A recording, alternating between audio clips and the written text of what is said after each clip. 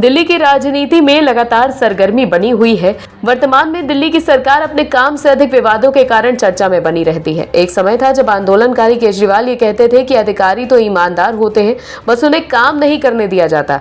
नेता और मंत्री उन पर दबाव बनाते हैं तो वो सरकार के गलत कामों को छुपाएं और सार्वजनिक ना करें। लेकिन जिन कामों के बाद आंदोलनकारी केजरीवाल करते थे वही सब काम सीएम केजरीवाल को अच्छे लगने लगे हैं।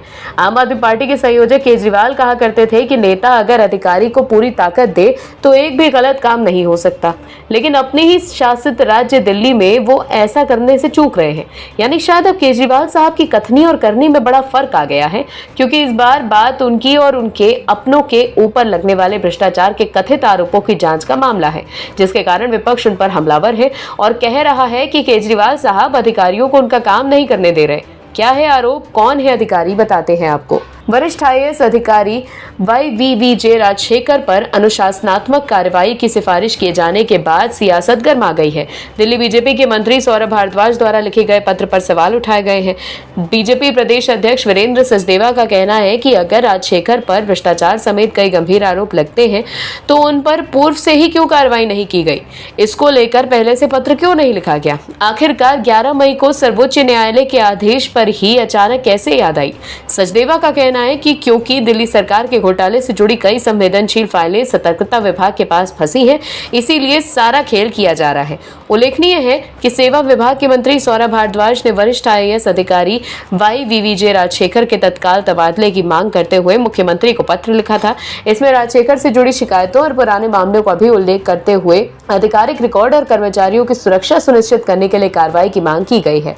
मंत्री सौरभ भारद्वाज ने कहा कि विशेष सचिव सतर्कता के ऊपर लापरवाही बरतने, अनुशासनहीनता करने और साक्ष्यों से छेड़छाड़ करने जैसे गंभीर आरोप हैं। इसकी जांच एक एजेंसी को सौंपी जानी चाहिए। मंत्री का कहना है कि 13 मई को राजशेखर को दिए गए सभी कार्य तत्काल प्रभाव से वापस लिए गए थे। निर्देश दिया गया था कि सतर्कता विभाग के सभी सहायक निदेशक सीधे सचिव यानी सतर्कता को फाइल प्रस्तुत करें। सचिव को विशेष सचिव द्वारा रखी जा रही सभी फाइलों के कब्जे में लेने का निर्देश दिया गया था। मंत्री का कहना है कि लिखित आदेशों के बावजूद YVVJ राजशेखर ने जानबूझकर और अवैध रूप से सतर्कता विभाग से संबंधित कई फाइलों को अपने कब्जे में रखा। आरोप यह भी लगाया गया है कि दिल्ली के प्रभारी मंत्री और सचिव के कामकाज की विश्वसनीयता को भंग करने के लिए उनको मीडिया से साझा किया गया। मोदी सरकार के खिलाफ केजरीवाल एंड कंपनी की दाल गलती नहीं दिख रही है। एक और दिल्ली के मुखिया केजरीवाल साहब केंद्र के अध्यादेश के खिलाफ कांग्रेस की तरफ लालायत नजरों से देख रहे हैं, तो वहीं दूसरी ओर कांग्रेस के नेता केजरीवाल साहब को बख्शने के मूड में नहीं, क्योंकि कांग्रेस के नेता जानते हैं कि कांग्रेस की राजनीतिक जमीन पर ही आम आदमी पार्टी ने अपनी राजनीतिक फसल उगाई है। कांग्रेस के नेताओं ने केजरीवाल साहब पर सवालों की बौछार कर दी है। क्या कुछ कहा है आपको बताते हैं। केंद्र सरकार के अध्यादेश के खिलाफ आम आदमी पार्टी ने कांग्रेस से समर्थन की उम्मीदें लगा रखी है। इस बीच दिल्ली कांग्रेस ने इस मसले पर आम आदमी पार्टी को तगड़े संकेत दिए हैं। दिल्ली कांग्रेस के वरिष्ठ प्रवक्ता डॉक्टर नरेश कुमार ने कहा कि मुख्यमंत्री अरविंद केजरीवाल को मोदी सरकार के प्रति कांग्रेस के रुख पर सवाल करने के बजाय बताना चाहिए कि आम आदमी पार्टी और आरएसएस एक साथ थे या नहीं। केजरीवाल के रांची में दिए गए बयान पर तीखी प्रतिक्रिया व्यक्त करते हुए दिल्ली कांग्रेस के प्रवक्ता डॉक्टर कुमार ने कहा कि कांग्रेस की विचारधारा क्या है ये पूरी दुनिया जानती है। डॉक्टर नरेश कुमार ने कहा कि कांग्रेस कभी राष्ट्रीय स्वयंसेवक संघ यानी आरएसएस, भाजपा और प्रधानमंत्री नरेंद्र मोदी के साथ न रही है न रहेगी। केजरीवाल को ये जरूर बताना चाहिए कि वो आरएसएस और भाजपा के साथ थे या नहीं। केजरीवाल को ये बताना चाहिए कि आम आदमी पार्टी के नेता अरविंद केजरीवाल ने अनुच्छेद 370 का समर्थन किया था या नहीं। जब दिल्ली में दंगे हो रहे थे तो वो किसके साथ थे? किसान आंदोलन हो रहा था तो वो क्या किसानों के साथ थे? डॉक्टर नरेश कुमार ने पूछा कि केजरीवाल बताएं कि गुजरात चुनाव के दौरान राष्ट्रपिता महात्मा गांधी की फोटो हटाकर देवी लक्ष्मी को फोटो लगाने की बात कही थी या नहीं। साल 2013 में अन्ना हजारे के आंदोलन के दौरान रामलीला मैदान में एक तरफ किरण बेदी तो दूसरी तरफ केजरीवाल झंडा लहरा रहे थे या नहीं।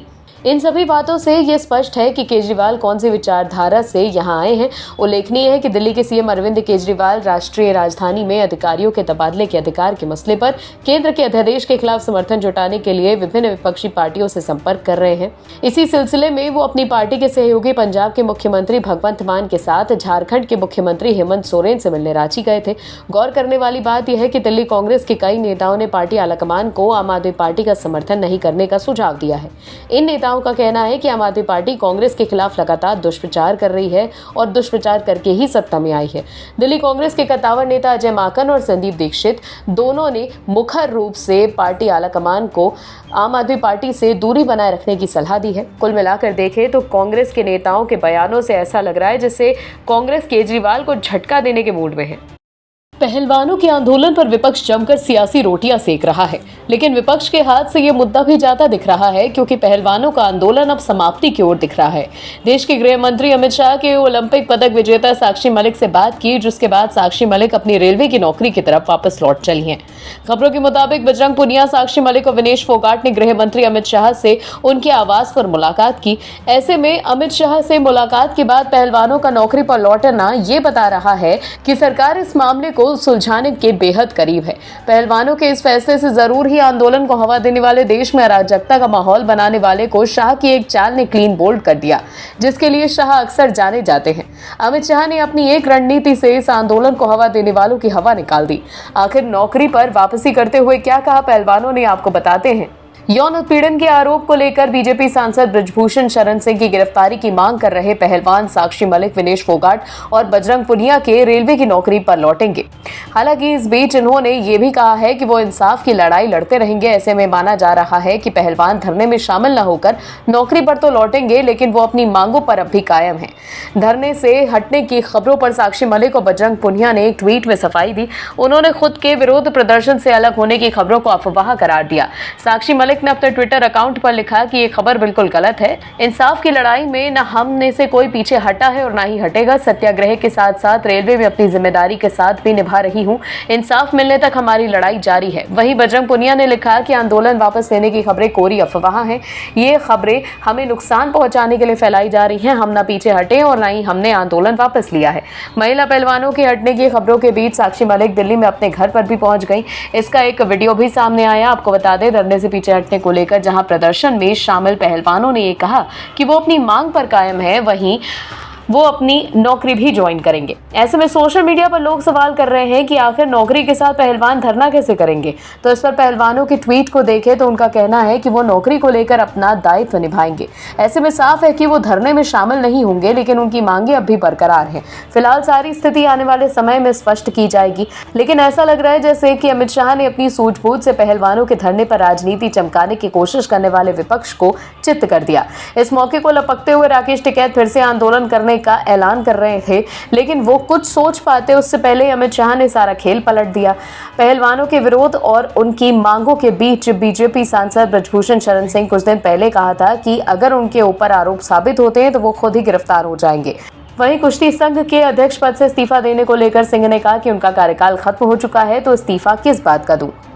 दिल्ली में साफ सुथरी सरकार देने का दावा करने वाले केजरीवाल एंड कंपनी की मुसीबत कम नहीं हो रही है। सत्ता में आने से पहले बड़े बड़े दावे करने वाले केजरीवाल सत्ता में आते ही अपने बयानों से पलट चुके हैं। जो केजरीवाल कांग्रेस को भ्रष्ट बता रहे थे, आज उन्हें कांग्रेस का साथ पसंद है। वहीं अपने आप को कट्टर ईमानदार बताने वाले नेता जेल जा चुके हैं। हालांकि केजरीवाल, संजय सिंह और आपके तमाम नेता अब ये भी कह रहे हैं कि उनके नेताओं को फंसाया जा रहा है। लेकिन सवाल है कि अगर उन्हें वाकई फंसाया गया है तो कोर्ट में वो अपनी बेगुनाही के सबूत क्यों नहीं दे पा रहे हैं? क्यों उन्हें कोर्ट से झटके पर झटका लग रहा है? इस बार भी ईडी ने ऐसी फील्डिंग लगाई थी कि सिसोदिया को कोर्ट से जमानत नहीं मिली। दरअसल दिल्ली हाई कोर्ट ने आम आदमी पार्टी के नेता मनीष सिसोदिया की अंतरिम जमानत की अर्जी खारिज कर दी है। गौरतलब है कि सिसोदिया शराब घोटाले मामले में जेल में बंद है। वहीं अंतरिम जमानत की अर्जी खारिज करते हुए कोर्ट ने मनीष सिसोदिया को थोड़ी राहत दी है। कोर्ट ने अधिकारियों को सिसोदिया को उनकी पत्नी से मुलाकात करवाने का आदेश दिया है। गौरतलब है कि कुछ दिन पहले भी कोर्ट ने सिसोदिया को उनकी बीमार पत्नी से मुलाकात के लिए सुबह 10 से 5 बजे तक मिलने के लिए उन्हें घर जाने की इजाजत दी थी। हालांकि सिसोदिया पत्नी से मिल नहीं पाए थे क्योंकि उनकी पत्नी अस्पताल में भर्ती हो गई थी। अदालत ने अपने आदेश में कहा कि सिसोदिया को अधिकारी अस्पताल या उनके आवास पर सुबह 10 से शाम 5 बजे के बीच ले जा सकते हैं। इससे पहले सुनवाई के दौरान ईडी के वकील ने सबूतों से छेड़छाड़ की संभावना के आधार पर अंतरिम जमानत याचिका का विरोध किया था। ईडी के वकील ने अदालत को बताया था कि सेवाओं के मुद्दे पर सुप्रीम कोर्ट के फैसले की दरमियानी रात को विशेष सचिव सतर्कता के कमरे से कई दस्तावेजों को अनधिकृत रूप से हटाया गया था।